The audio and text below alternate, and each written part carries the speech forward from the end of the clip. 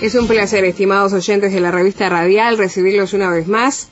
El primer ministro de Australia responsabilizó al grupo terrorista Hamas por las decenas de muertos en los violentos enfrentamientos, luego de que Estados Unidos trasladara su embajada desde Tel Aviv a Jerusalén.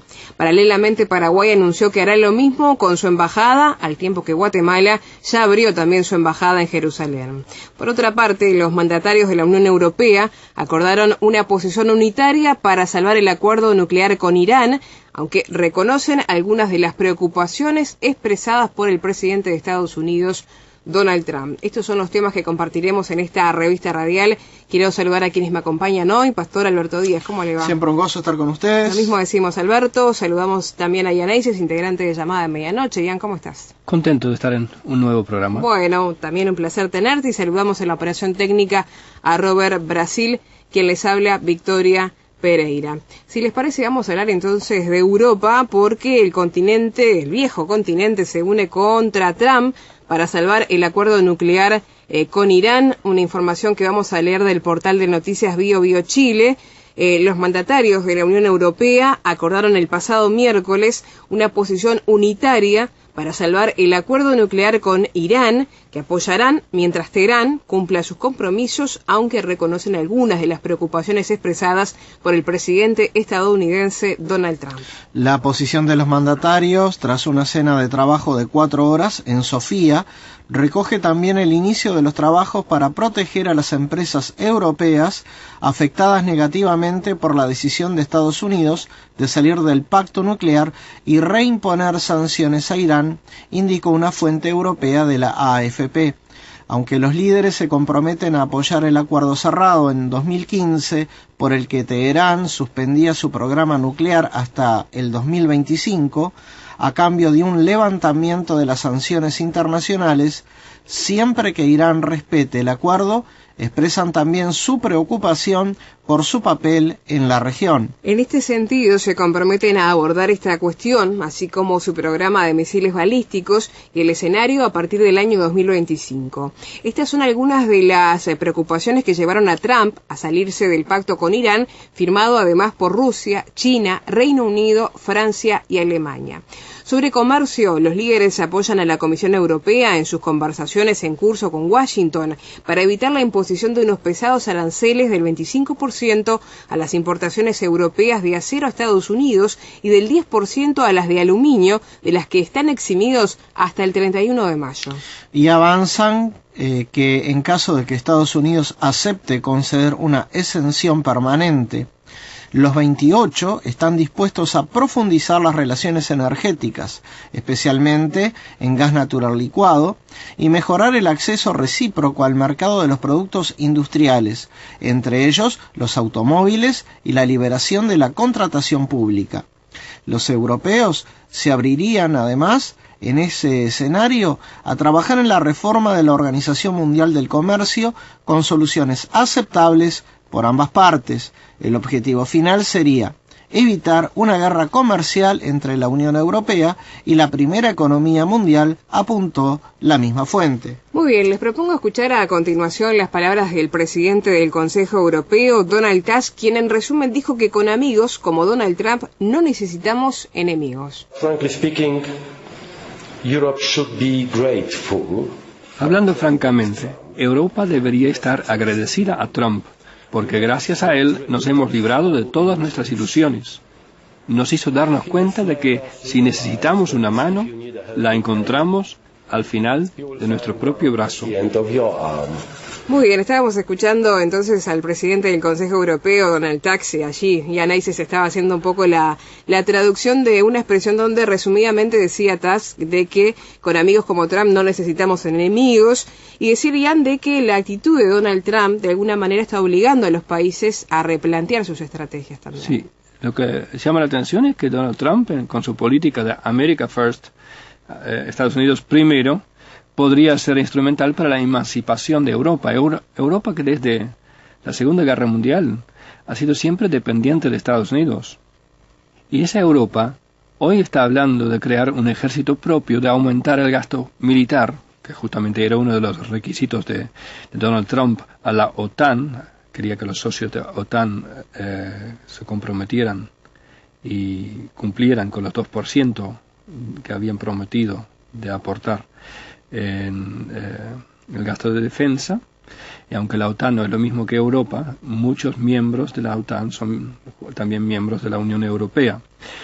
Y realmente es un desarrollo que preocupa. La verdad que yo no entiendo por qué año a año se sigue vendiendo cada vez más armas. Sé que es por el amor al dinero, por supuesto, pero en términos de seguridad hace nuestro planeta cada vez más explosivo. Pero lo que más me llama la atención es que vemos como el viejo imperio romano resurge, y aunque está debilitado por componerse de muchos países que todos tienen su parte en la toma de decisiones, y aunque a veces parece que no hay cohesión entre los Estados miembros, vemos como también está convirtiéndose cada vez más en un actor fuerte y duro. Y esto es lo que la Biblia dice del imperio que surgirá en los tiempos finales: duro como hierro y quebradizo como barro a la vez. Dice el profeta Daniel: como el hierro mezclado con barro, se mezclarán por medio de alianzas humanas, pero no se unirán el uno con el otro, como el hierro no se mezcla con el barro. Interesantemente, la Biblia no menciona en ninguna parte a Estados Unidos. Para nosotros es casi incomprensible que la nación que hoy es el centro de todo, país más odiado y a la vez más envidiado, no tenga mención en la Biblia. Lo que nadie sabe si es porque perderá su lugar de predominio, o si la Biblia ve los Estados Unidos como parte de esta alianza bestial que surge del mar en Apocalipsis 13. Por ahora, Europa y el mundo no pueden sin Estados Unidos. Aún los enemigos de Estados Unidos dependen de su motor económico. ¿Será posible que Europa podrá imponerse contra la voluntad de su socio transatlántico y mantener los ventajosos contratos que cerró con Irán? Entre otros, la francesa Total tiene contratos multimillonarios. ¿Será posible que un día llegarán a comprar petróleo de Irán en euros? No lo sabemos. Hay muy fuertes vínculos con Estados Unidos que lo hacen muy difícil. Pero sea como sea, no pongamos la esperanza ni en el euro, ni en el dólar que últimamente está subiendo, sino que, viendo todos estos acontecimientos, recordemos que nuestra ciudadanía está en los cielos, de donde también esperamos al Salvador, al Señor Jesucristo, el cual, dice la Biblia, transformará el cuerpo de la humillación nuestra para que sea semejante al cuerpo de la gloria suya, por el poder con el cual también puede sujetar a sí mismo todas las cosas. Hacemos una breve pausa y enseguida continuamos con la revista Radial. Solo sé que un día he de verte sin temor, confieso que estaré ante ti, aunque el paso a ti se ha hecho difícil. Hoy estoy más cerca que cuando creí. Te veré, seguro he de estar allí ante ti. Mis ojos te verán al fin. Te veré, tú obrarás completa en mí. Te veré, yo sé que te veré. Continuamos en la revista Radial. Vamos a hablar entonces del traslado de la embajada de Estados Unidos desde Tel Aviv a Jerusalén, y les contamos que Australia culpa a Hamás por las muertes en Gaza. Esta información la vamos a tomar del portal Aurora Israel. Les contamos que el primer ministro de Australia, Malcolm Turnbull, culpó al grupo terrorista Hamás por las decenas de muertos en los violentos enfrentamientos entre manifestantes palestinos y las tropas israelíes que defendían la frontera. El Ministerio de Salud de Gaza, controlado por Hamás, anunció que en los incidentes fronterizos murieron 59 palestinos y más de 2.700 resultaron heridos. Entre los muertos hay 5 menores, dijo la cartera de salud. Sin embargo, el portavoz militar, teniente coronel Jonathan Conricus, advirtió que las cifras provistas por las autoridades del enclave costero no son confiables y no se han podido verificar en forma independiente. Respecto a los heridos palestinos, el vocero castrense destacó que la mayoría lo son por inhalación de gas. El primer ministro australiano, Malcolm Turnbull, le señaló a la radio 3AW de Melbourne que la pérdida de vida es trágica, pero que la conducta de Hamás es de confrontación.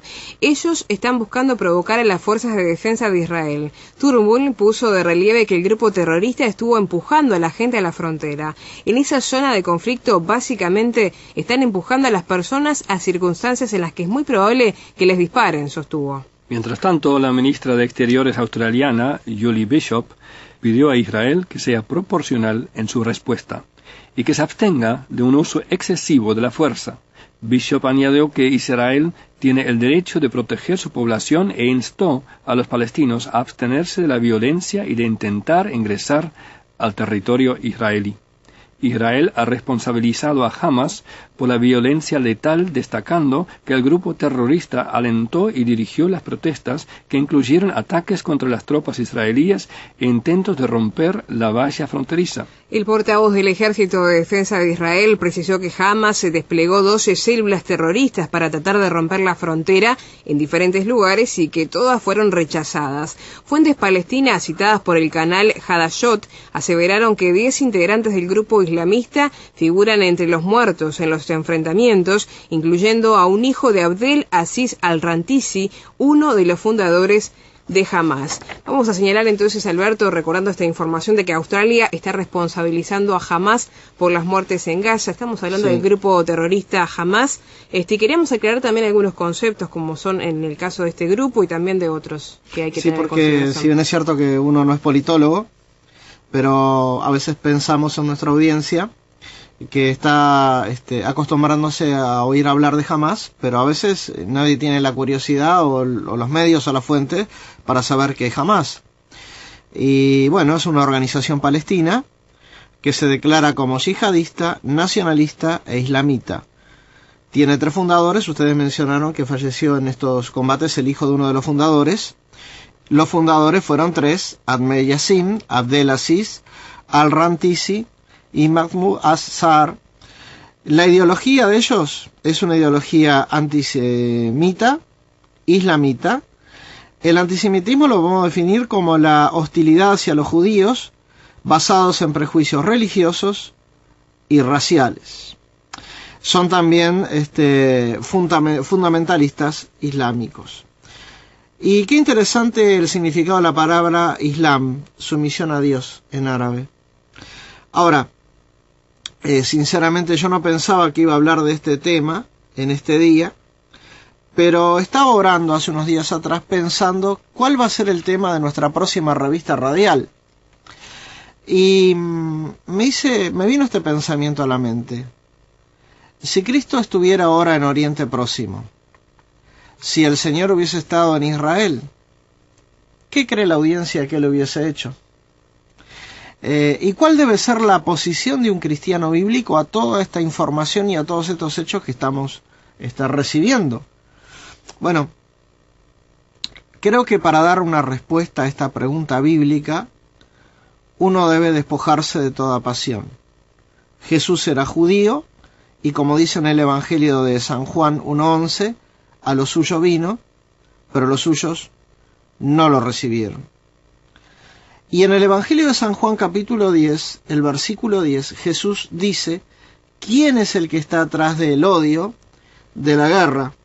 Él dice en el versículo 10, el ladrón no viene sino para hurtar y matar y destruir. Cristo, en cambio, dijo, yo he venido para que tengan vida y para que la tengan en abundancia. Jesucristo es el buen pastor que ha venido al mundo para dar vida eterna. Nosotros amamos al pueblo de Israel, oramos por el pueblo de Israel y animamos a nuestra audiencia a que ore, como dice el Salmo 122, versículo 6, por la paz de Jerusalén y por el pueblo judío. Pero también tenemos que obedecer a Jesucristo. Y le pregunto a la audiencia, ¿estamos orando y estamos conscientes que en estos momentos hay hermanos en Cristo que están tratando de llevar el Evangelio en Israel? y tenemos hermanos en Cristo que están tratando de llevarle el mensaje aún a los palestinos y aún a los árabes. ¿Y por qué llevan el mensaje? Porque Cristo vino para morir por todos. Y nunca deberíamos perder nosotros como cristianos esa perspectiva.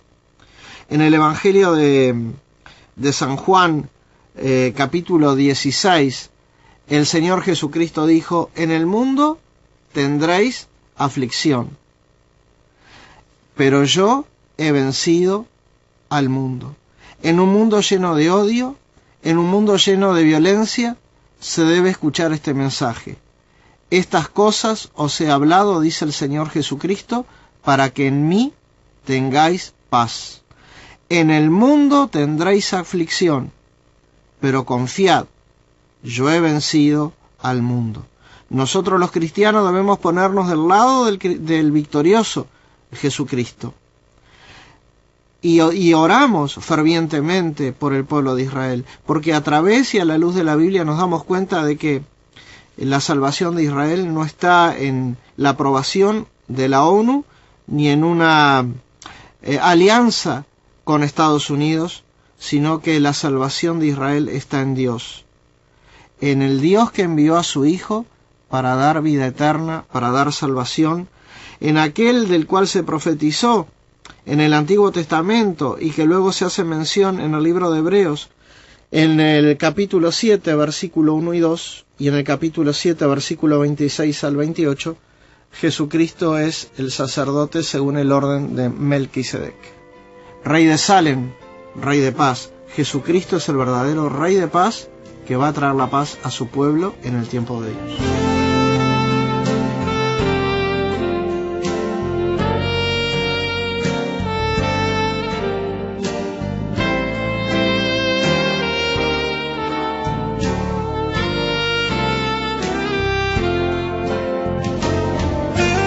Seguimos adelante en la recta final de la revista radial. Vamos a hablar del traslado también de otras embajadas a Jerusalén. Recordamos que hace algunos días Estados Unidos decidió trasladar su embajada desde Tel Aviv a Jerusalén, y lo mismo piensan o ya han hecho otros países. En este caso, el ministro de Relaciones Exteriores de Paraguay, Eladio Loizaga, según informa Diario La Nación, manifestó el jueves 17 de mayo que el traslado de la Embajada de Paraguay desde Tel Aviv a Jerusalén se realizaría entre el 21 y el 22 de mayo oficialmente.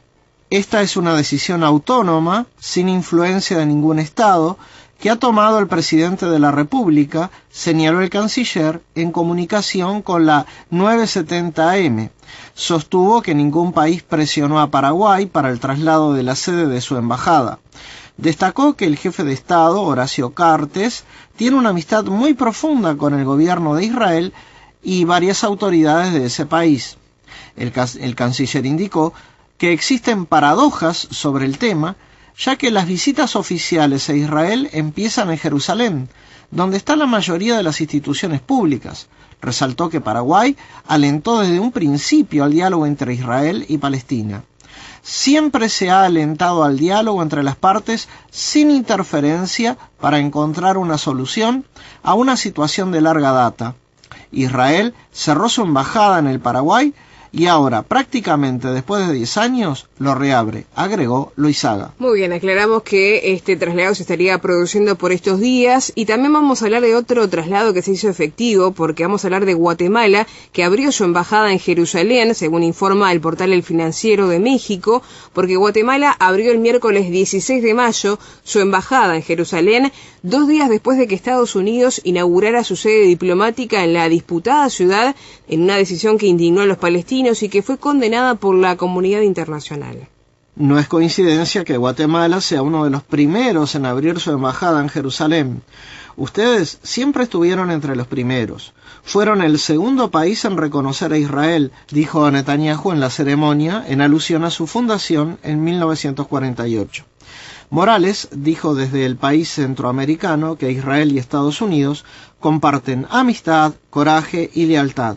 Guatemala fue uno de los pocos países que respaldaron la decisión del presidente estadounidense Donald Trump en diciembre de reconocer Jerusalén como capital de Israel y la segunda nación en trasladar su embajada a la ciudad. Paraguay dijo que trasladará su embajada de Tel Aviv a Jerusalén a finales de mayo. Muy bien, estamos hablando entonces del polémico traslado o decisión de trasladar su embajada de parte de Estados Unidos desde Tel Aviv a Jerusalén. Guatemala y también Paraguay están tras estos pasos. Una decisión que ha sido fuertemente cuestionada, sobre todo la de Estados Unidos, y que ha traído, como decíamos, fuertes cuestionamientos, y también algunos la tildan de arriesgada en estos momentos, otros la consideran valiente también la decisión. Sí, yo también creo que es un acto positivo, valiente, lo que están haciendo estos países que trasladan su embajada a Jerusalén. Positivo porque es abrir los ojos a la realidad, reconocer que Jerusalén hoy por hoy es la capital de Israel, no es un deseo que se expresa, sino es simplemente una constatación, y uno no puede negociar, pensando en las negociaciones de paz, ni argumentar sobre bases que no son verdaderas. El traslado de embajadas a Jerusalén no cambia el status quo que la comunidad internacional quiere preservar. Todos quieren preservar la parte oriental de Jerusalén como futura capital de un Estado palestino, implícitamente reconociendo algo que aún no es. La paradoja es que al mismo tiempo ponen todo su empeño en negar que Jerusalén hoy es la capital de Israel. Los tres países que han trasladado sus embajadas hasta ahora, o Paraguay en estos días está en eso, han dejado bien en claro que el futuro de Jerusalén depende de negociaciones entre israelíes y palestinos, y no de la ubicación de la embajada. ¿Por qué entonces tanta protesta? Dice la Biblia en Zacarías, capítulo 12, versículo 3, donde habla Dios, dice: yo pondré a Jerusalén por piedra pesada a todos los pueblos, todos los que se la cargaren serán despedazados, bien que todas las naciones de la tierra se juntarán contra ella. El mundo entero choca con esta piedra de tropiezo que es la ciudad de Jerusalén, y las naciones del mundo la tienen que levantar, la quieren cargar, no para trasladarla a otro lugar, no van a tomar la ciudad de Jerusalén, ponerlo arriba en un camión y cambiarla de lugar, sino quieren cambiar el destino de Jerusalén. Quieren quizás inconscientemente cambiar el propósito que tiene esta ciudad, la ciudad que la Biblia llama la ciudad de Dios, la ciudad del gran rey. Y en este sentido, el gran tumulto que hay por causa de Jerusalén en nuestros días es cumplimiento de la profecía bíblica. Al mismo tiempo se lee en muchos diarios que los evangélicos creemos que el traslado de la embajada de Estados Unidos es cumplimiento de la profecía y es necesario para adelantar, o sea, el fin del mundo o el arrebatamiento. Y a esto les digo, y quizás a alguno le va a sorprender, que no encuentro ninguna profecía que hable del traslado de embajadas en nuestro tiempo. No es cumplimiento de profecía bíblica, a mi entender. No creo que sea cosa necesaria en el plan de Dios. Es más, no hay nada que podemos hacer para acelerar el arrebatamiento que anunciar el Evangelio. Yo personalmente soy fanático de profecía bíblica, me entusiasma porque muestra a Dios como el Señor de la historia. Dios dice en Isaías 46, versículo 10, yo anuncio el fin desde el principio, desde los tiempos antiguos, lo que está por venir. Yo digo, mi propósito se cumplirá y haré todo lo que deseo. Y esto es lo que el cumplimiento de la profecía me muestra. Dios tiene el control y los que han puesto su confianza en Él no serán avergonzados. Sin embargo, cuando los discípulos le preguntaron al Señor Jesús, aquel día que el Señor Jesús ascendió al cielo, sus discípulos le preguntaron, Señor, ¿restaurarás el reino a Israel en este tiempo?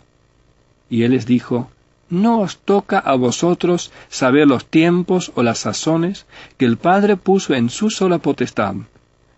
Pero vosotros recibiréis poder cuando haya venido sobre vosotros el Espíritu Santo, y me seréis testigos en Jerusalén, en toda Judea, en Samaria, y hasta lo último de la tierra.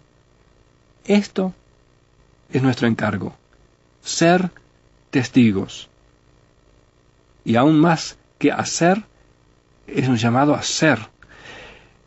En el mismo capítulo 14 que leí anteriormente, de Zacarías, capítulo 14, leemos que en el futuro, después del regreso del Señor Jesús, entonces sí, todas las naciones tienen que ir a Jerusalén para adorar al Rey, Jehová de los ejércitos, dice allí. Y cada vez que confundimos ese tiempo, que está en el futuro, con el tiempo presente, perdemos de vista nuestro llamado. Hay muchas personas que actúan como si ya estuviéramos viviendo en el milenio. Esto fue la causa del amilenialismo que abrazó la Iglesia Católica. Esto es la causa del dominialismo que hoy hace estrago en muchas iglesias. De hecho, no hay nada que debemos hacer para que el arrebatamiento sea hoy, sea mañana, sea pasado. Puede ser cualquier momento. No hay ninguna profecía que tiene que cumplirse para que el arrebatamiento pueda tener lugar. Y si fuera hoy, ¿cómo nos encontrará el Señor Jesús hoy? ¿Siendo testigos de Él? ¿Realmente hablando con nuestros hechos y nuestras palabras de aquel que nos amó y se entregó a sí mismo por todos nosotros? Que así sea. Estamos llegando al final del programa. Quiero agradecerle tanto a Ian como a Alberto por los comentarios y reflexiones en este programa, a ustedes por la sintonía. Recordarles que se pueden comunicar con nosotros, se lo pueden hacer por WhatsApp al +5 98 91 99 1210. Reitero, +5 98 91 99 1210. Si están en Uruguay lo hacen directamente al 091 99 1210. En Facebook nos buscan por Llamada Medianoche Uruguay, nos identifican por el logotipo en verde, nos pueden escribir a revisteradial@llamadaweb.org o visitarnos en la página www.llamadaweb.org. Será hasta un próximo programa, amigos, que pasen muy bien.